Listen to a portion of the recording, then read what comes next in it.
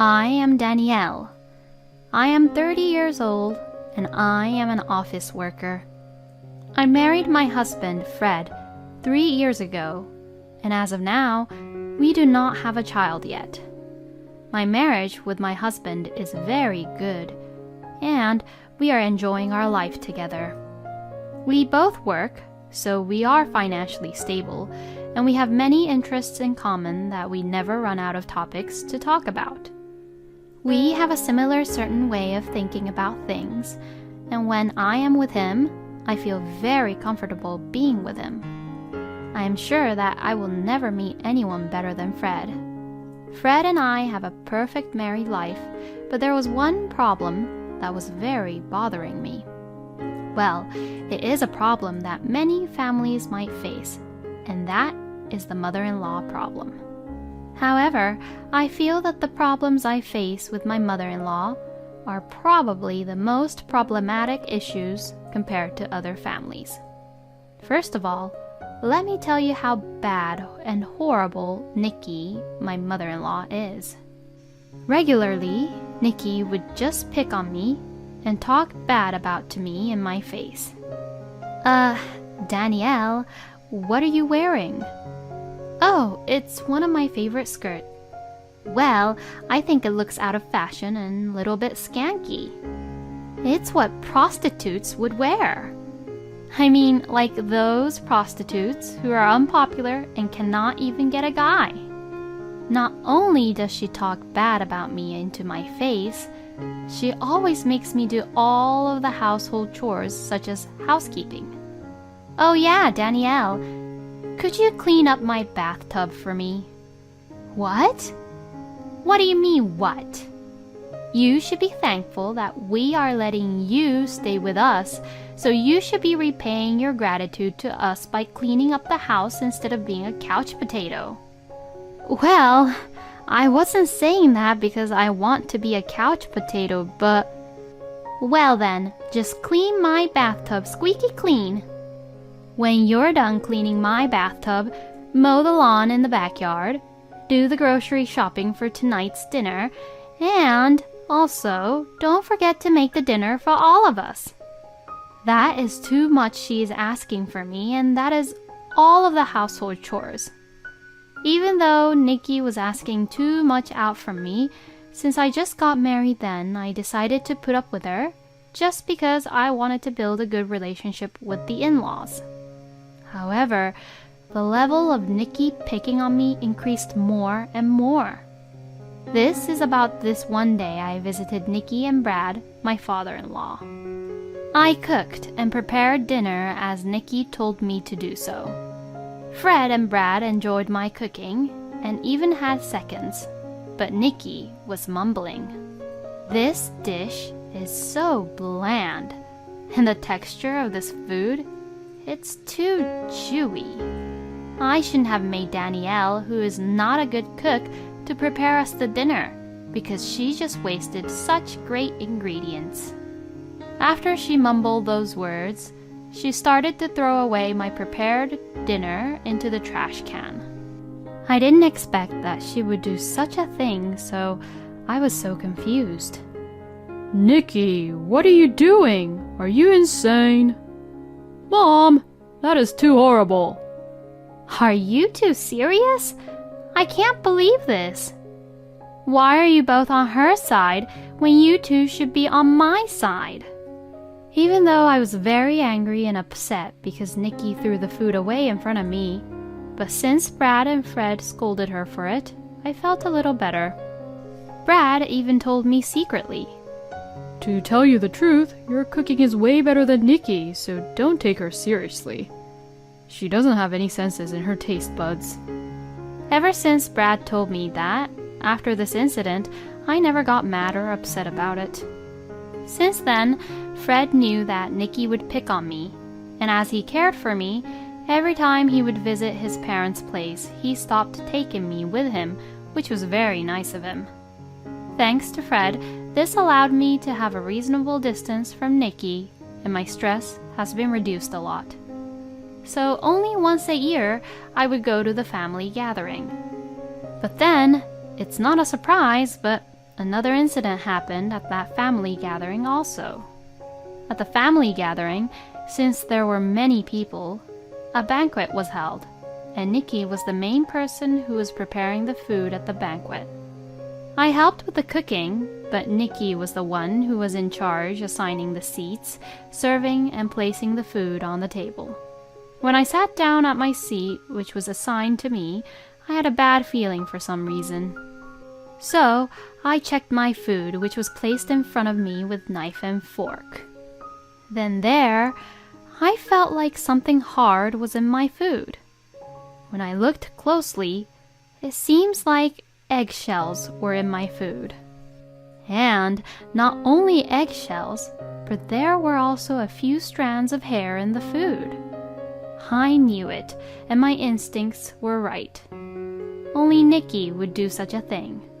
So, I secretly replaced the dish which was placed at my seat with Nikki's, which was just a seat across from me. When it was time for everyone to eat, Nikki took a big bite, and we all heard some hard, crunchy noise as she chewed. Ow! She made a scene, and everyone was trying to see what was going on.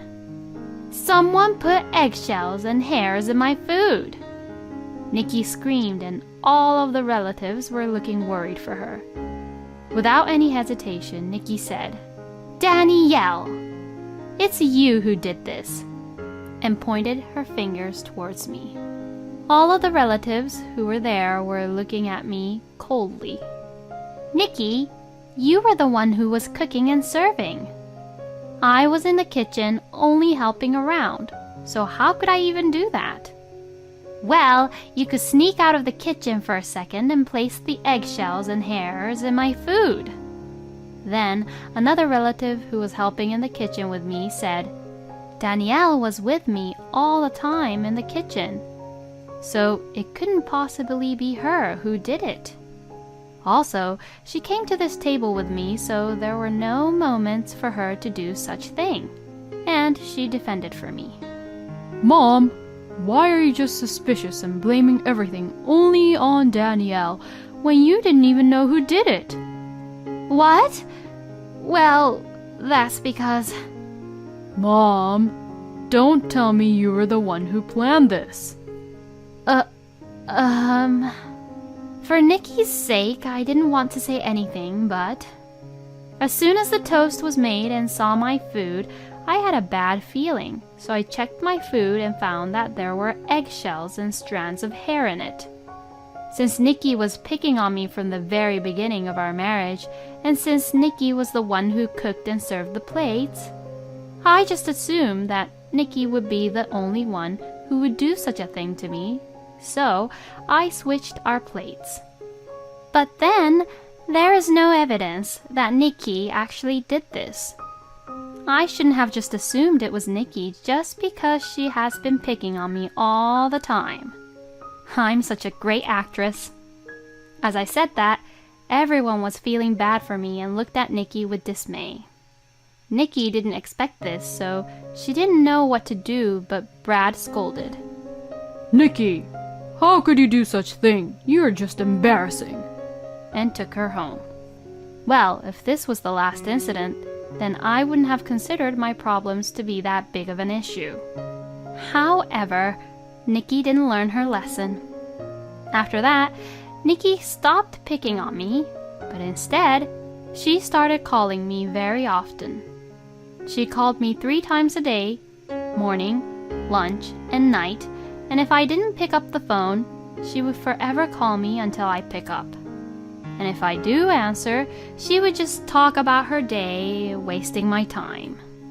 Not only calls, but she would just show up at our house without informing me, and just stays at our house for a very long time without doing anything.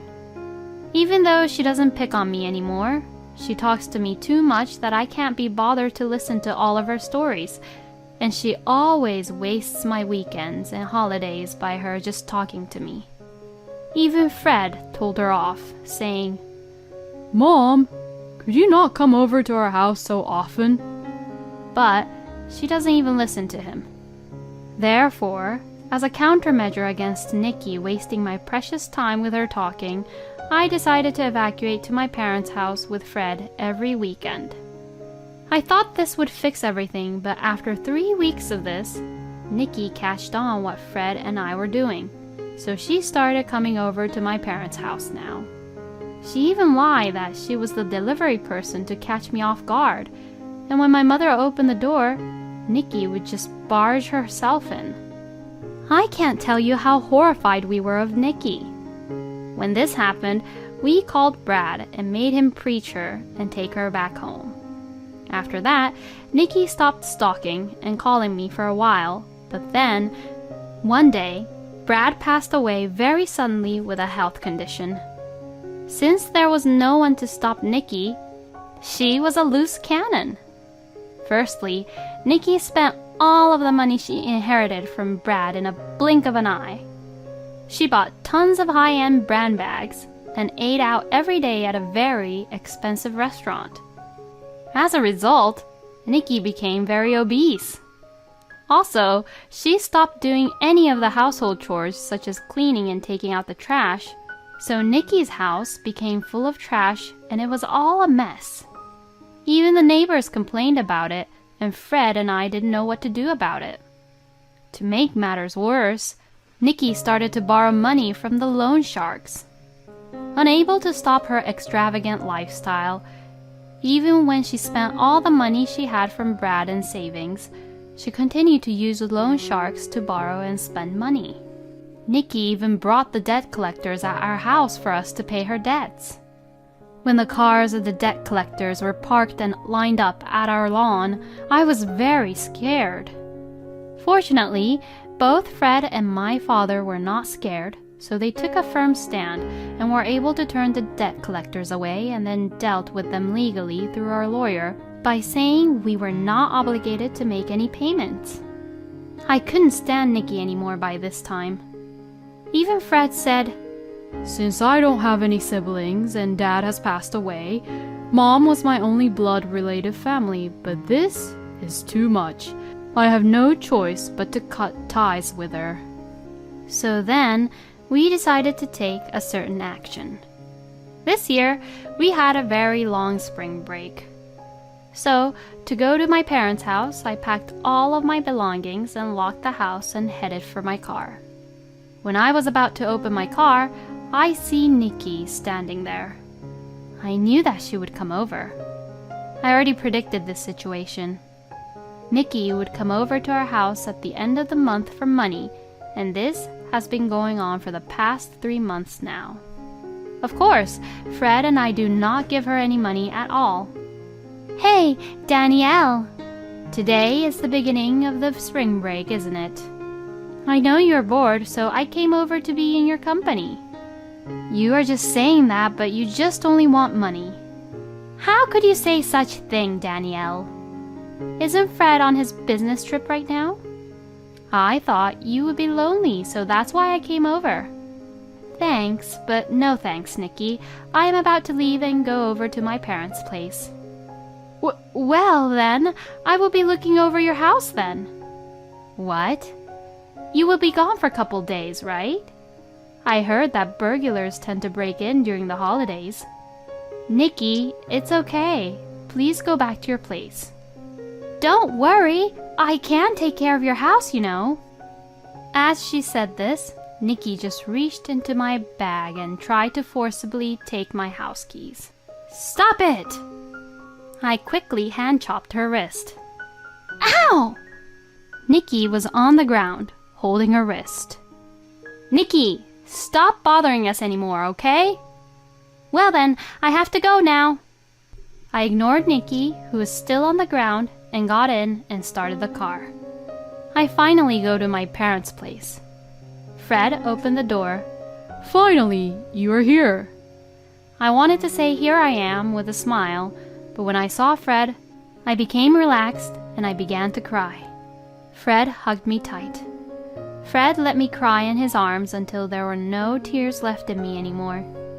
That night, both of my parents, Fred and I, went out to a restaurant and had a very nice dinner.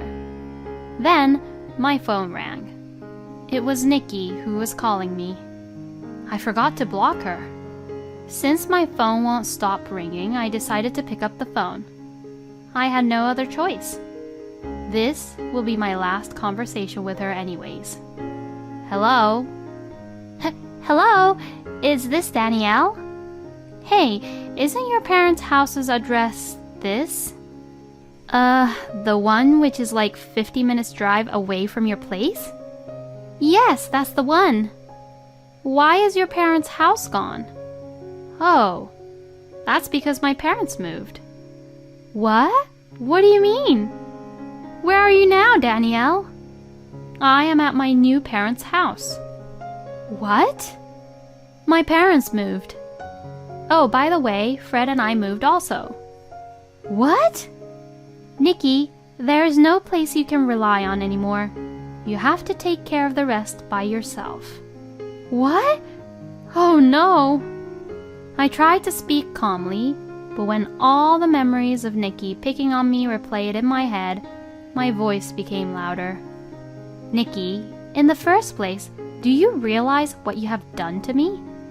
Do you even know how much I suffered because of you? I will never forgive you.